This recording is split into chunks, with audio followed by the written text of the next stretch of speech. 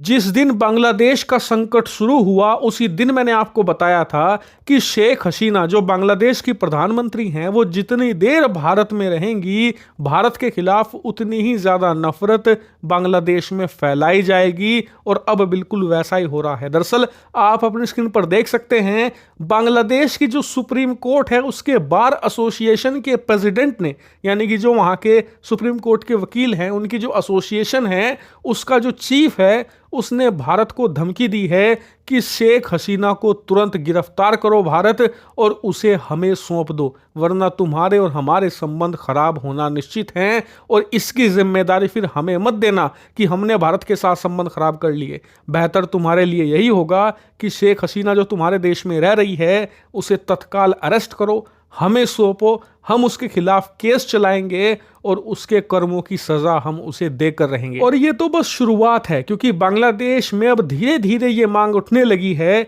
कि भारत के अंदर शेख हसीना को शरण दी गई है, इसका मतलब भारत तगड़ा सपोर्टर है शेख हसीना का और उसे बचा रहा है, यानी कि बांग्लादेश के खिलाफ है भारत। कुछ ऐसी छवि भारत की इस समय गढ़ी जा रही है बांग्लादेश के अंदर। लेकिन हैरानी की बात यह है कि इसमें सबसे आगे है बांग्लादेश की जुडिशरी। और आपको जानकर हैरानी होगी कि बांग्लादेश में आज जो कुछ भी हो रहा है इसकी जड़ भी है बांग्लादेश की जुडिशरी, यानी कि बांग्लादेश की कोर्ट। कैसे?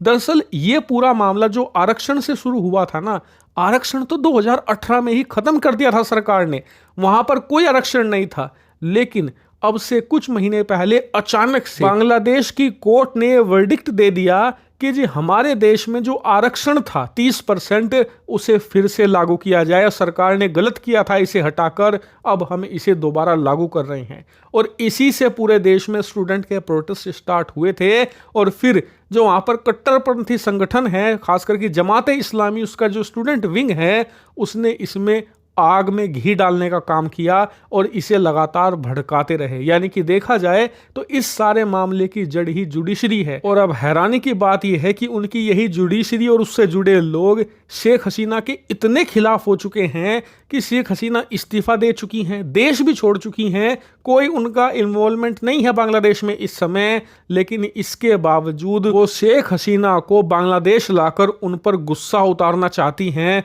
उन्हें जनता को सौंपने को तैयार है। क्योंकि बांग्लादेश के अंदर इस समय जब पार्लियामेंट सुरक्षित नहीं है, कोई भी संस्था सुरक्षित नहीं है, तो जेल कहां से सुरक्षित होगा? अगर भारत उन्हें गिरफ्तार करके बांग्लादेश को सौंप भी देता है तो वो एक तरीके से शेख हसीना को आम पब्लिक के हाथों में सौंपना होगा, जो उन्हें जिंदा नहीं छोड़ने वाली। और इसके बावजूद उन्हें वापस भारत से मांगा जा रहा है। यह दिखाता है कि जुडिशरी का कितना बड़ा हाथ था इस पूरे तख्ता पलट में। इन्होंने ये पूरा खेल शुरू किया था और अब ये पूरी तरीके से सफाया करना चाहते हैं शेख हसीना का। लेकिन भारत को अब यहाँ पर सोचना जरूर होगा कि शेख हसीना का करना क्या है, क्योंकि अगर भारत शेख हसीना को रखता है अपने ही देश में तो फिर हमें एक लंबी रणनीति तैयार करनी होगी कि कैसे इस प्रोपेगेंडा और एंटी इंडिया सेंटीमेंट को भारत काउंटर करेगा बांग्लादेश के अंदर। और इसीलिए भारत के अंदर ही कई सारी आवाजें ऐसी उठ रही हैं कि शेख हसीना को देश से बाहर कर देना चाहिए, उन्हें ब्रिटेन या यूरोप भेज दे